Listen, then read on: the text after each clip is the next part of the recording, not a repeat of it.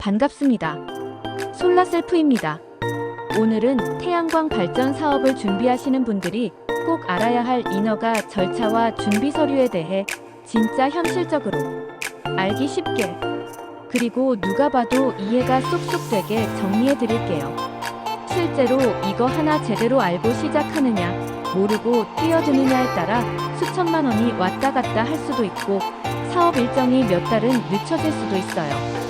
오늘 영상 끝까지 보시면 이래서 사람들이 전문가 찾는구나 하고 고개를 끄덕이실 거고요. 진짜 실무자처럼 발전 사업 인허가에 대해 전체적인 흐름을 확실하게 이해하게 될 거예요. 그리고 초보자분들도 혼자 준비할 수 있을 정도로 정리를 해드릴 테니까 팬들 준비하시고 집중해주세요. 마지막엔 팁과 주의사항 그리고 가장 많이 묻는 질문까지 모두 정리해드릴게요. 그럼 지금 바로 시작합니다. 발전 사업의 시작. 사업 주체 선택부터 신중하게. 태양광 발전 사업을 시작할 때 가장 먼저 해야 할 일. 바로 사업 주체의 유형을 정하는 일입니다. 개인 사업자로 할 것인지, 법인 사업자로 할 것인지에 따라 준비해야 할 서류도 다르고 절차도 다릅니다.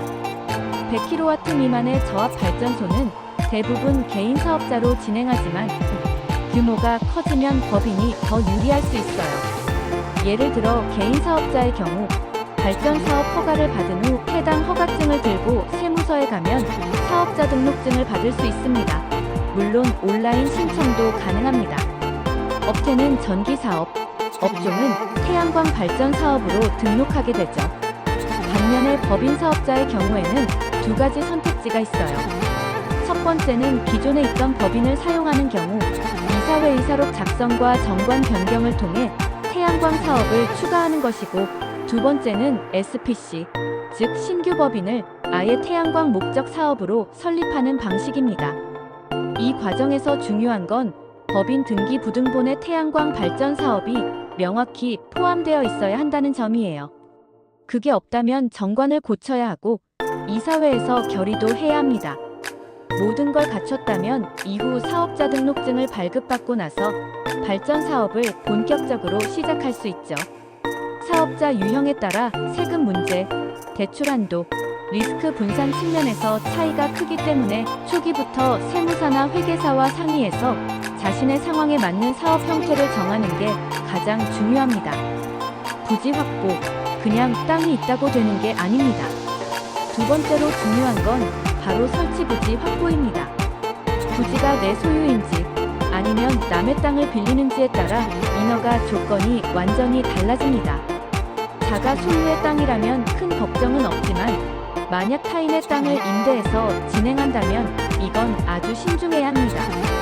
예를 들어 제3자의 토지를 사용하는 경우에는 최소 20년 이상의 안정적인 임대 계약이 가능해야 하며 필요시 지상권 설정, 근저당 동의서, 사용 동의서 등이 필요합니다. 특히 토지 소유자가 여러 명일 경우 전원 동의가 필요하고 그중 누군가라도 반대하면 발전 사업 허가 자체가 무산될 수 있어요. 그러므로 계약서를 쓸 때는 법무사나 변호사의 자문을 반드시 받는 걸 추천드립니다. 또한 건물 옥상이나 상부에 설치하는 경우에는 건축물 대장, 구조 안전 진단, 그리고 설치에 대한 사용 동의서도 필요합니다. 이 모든 걸 소홀히 하면 나중에 발전 사업 허가 이후 민원이 들어와 공사가 중단되는 사례도 있습니다. 정리하자면 부지는 확보가 아니라 법적으로 안정된 소유권 확보가 핵심입니다.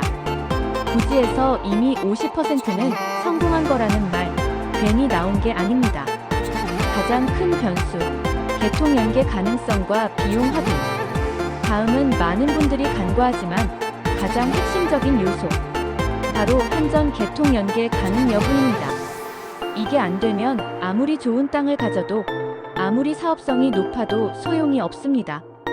개통 연계란 발전한 전기를 한전 선로에 연결해서 판매할 수 있는지 여부를 말하는데요. 먼저 한전온 사이트의 분산형 전원 용량 조회 시스템에서 해당 부지 주소나 전주번호를 입력해 남은 용량이 있는지를 확인해야 합니다. 용량이 부족하면 수억 원의 개통 보강 비용이 발생할 수 있고 설치 지점이 멀면 선로 공사비가 폭등해서 수익률이 급격히 떨어질 수 있어요. 그래서 가능하면 전주와 가까운 위치, 남는 개통이 많은 지역, 그리고 기존 시설을 활용할 수 있는 곳이 가장 유리합니다. 공사 비용은 평균적으로 저압 100kW 미만 약 1,700만원에서 1,900만원, 고압 100kW 이상 약 2,500만원 이상 발생할 수 있으며 사업 성패를 가를 정도로 중요한 변수입니다.